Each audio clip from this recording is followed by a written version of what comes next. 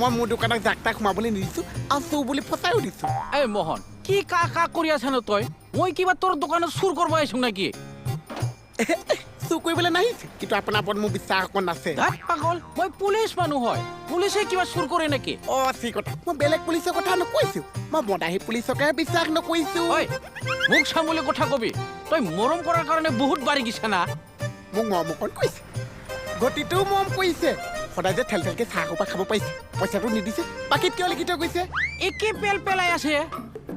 তই কিবা লাখ টকা খাও বুলি ভাবছা নেকি তোৰ দোকানত 10-20 টকাতে ইমান বুকি থাকা তই কিয় নবকিছোঁ কিয় নবকিছোঁ 10 মই যে মোৰ দোকান আছে মই অহংকাৰ অকণ কৰিছোঁ আপুনি খাইছে যদি খাইছে তাকে যদি আপা যাওকচোন ইয়াক দেখ নাকি